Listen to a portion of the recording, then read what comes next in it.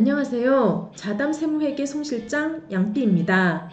오늘은 요즘 가장 많은 관심을 받고 있는 제도이죠. 근로장려금과 자녀장려금에 대해서 살펴보는 시간을 갖도록 하겠습니다.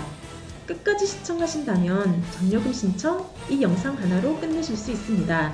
자, 그럼 이제 시작해 보도록 하겠습니다.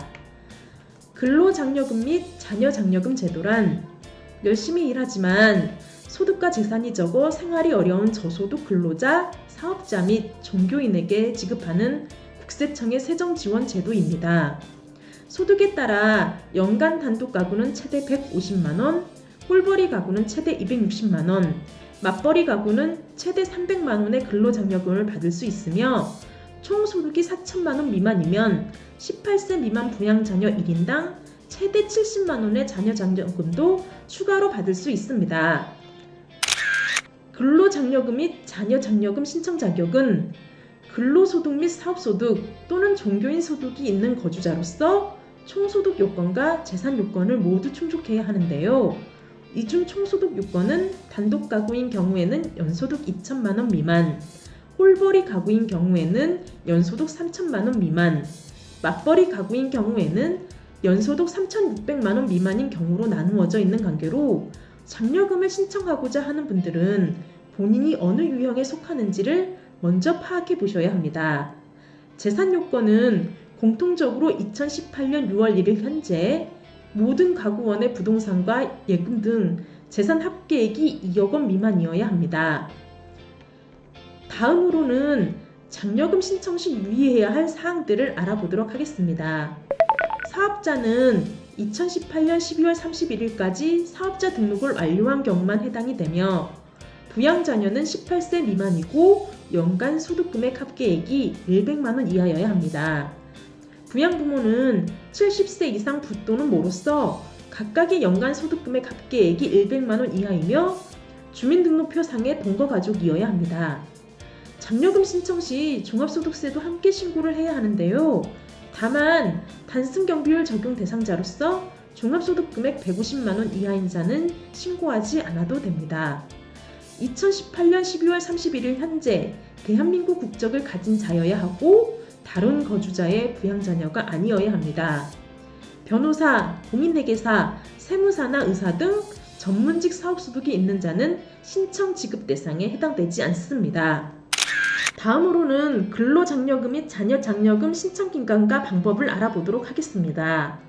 신청기간은 정기 신청기간과 기한 후 신청기간으로 나뉘어져 있는데요. 5월 1일부터 5월 31일까지 하는 정기 신청과 6월 1일부터 12월 2일까지 하는 기한 후 신청이 있습니다. 정기 신청 기간을 놓쳤다고 해도 기한 후 신청 기간이 있기 때문에 이 기간 내에라도 신청을 하시면 되는데요. 다만 기한 후 신청 시에는 장려금의 10%가 간획 후 지급되니 되도록이면 정기 신청 내에 신청을 하시는 게 좋습니다. 신청 방법으로는 ARS 1544-9944, 모바일 홈택스 앱, 인터넷 홈택스, 서면 등의 방법이 있습니다. 근로장려금 및 자녀장려금의 지급 시기는 장려금 신청자의 자격 요건 등 엄정한 심사를 거쳐 9월에 지급되며 가구원 재산 합계액이 1억 4천만 원 이상인 경우에는 50%만 지급이 됩니다. 기한 후 신청의 경우 신청월의 말일로부터 4개월 이내에 지급이 됩니다. 다음으로는 허위 신청자에 대한 불이익을 알아보도록 하겠는데요. 장려금 신청자가 고의 또는 중대한 과실로 신청 요건 등을 사실과 다르게 신청한 경우에는 장려금 환수와 2년 또는 5년간의 지급 제한 등의 불이익을 받게 됩니다. 유의할 사항으로는 국세 체납액이 있는 경우 장려금의 30% 한도 내에 충당이 된 후 지급이 되며 소득세 신고 시 자녀세액 공제를 적용받은 경우에는 자녀장려금 지급액에서 자녀세액 공제 해당액을 차감하고 지급이 됩니다. 다음으로는 근로장려금 반기 지급 제도를 알아보도록 하겠습니다. 올해 새로 신설된 제도이죠. 근로장려금 반기 지급 제도란 소득 발생 시점과 장려금 수급 시점 간 시차가 크게 발생하는 기존 장려금 제도의 단점을 보완하고 장려금 지원의 실질적인 체감도를 높이기 위하여 2019년부터 시행된 제도인데요. 반기별 소득 파악이 가능한 근로소득자에 한하여 당해년도 소득을 기준으로 근로장려금을 반기별로 신청하고 지급받을 수 있습니다. 2019년에 근로소득만 있는 거주자로서 총소득 요건 및 재산 요건을 모두 충족하는 경우 근로장려금 반기 신청을 선택할 수 있는데요. 이때에는 원천징수 의무자가 제출한 근로소득간이 지급 명세서 및 일용 근로소득 지급 명세서에 의하여 근로소득이 확인되어야 하므로 근로자를 고용 중이신 사장님들께서는 근로소득간이 지급 명세서 제출 꼭 잊지 마세요. 근로장려금 반기 신청 및 지급 일정은 종전과는 다르게 세 구간으로 나뉘어져 있는데요. 2019년 상반기 소득은 신청 기간이 2019년 8월 21일부터 2019년 9월 10일까지, 지급 시기는 2019년 12월 중이며 지급액은 산정액의 35%가 지급이 됩니다. 2019년 하반기 소득은 신청 기간이 2020년 2월 21일부터 2020년 3월 10날까지, 지급 시기는 2020년 6월 중으로 산정액의 35%가 지급이 됩니다. 마지막으로 정산에 의한 지급 시기는 2020년 9월 중으로 이때에는 추가 지급 및 환수 조치가 이루어질 수 있습니다.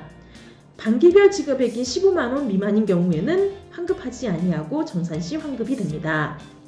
다음으로는 근로소득 간이 지급 명세서에 대해서 알아보도록 하겠습니다. 2019년부터 근로소득자에 대한 근로장려금 반기 지급 제도가 도입됨에 따라 근로자의 반기소득 파악을 위해 신설된 제도로서 제출 대상자는 상용 근로소득 및 사업소득을 지급하는 원천징수 의무자입니다. 제출 내용은 상반기 근무자의 인적사항과 근무기간, 급여액 등을 기재하셔야 하며 1월부터 6월까지의 급여분은 7월 31일까지, 7월부터 12월까지의 급여분은 다음 연도 1월 말일까지 제출을 하시면 됩니다. 제출 방법으로는 홈택스를 통한 전자신고 방법과 서면 제출 등의 방법이 있습니다. 이상으로 근로 및 자녀 장려금에 대해 살펴보는 시간이었는데요. 장려금을 신청하고자 하시는 분들께 큰 도움이 되길 바라며 구독과 좋아요는 많은 힘이 됩니다. 이상 자담 세무회계 송실장 양띠였습니다. 감사합니다.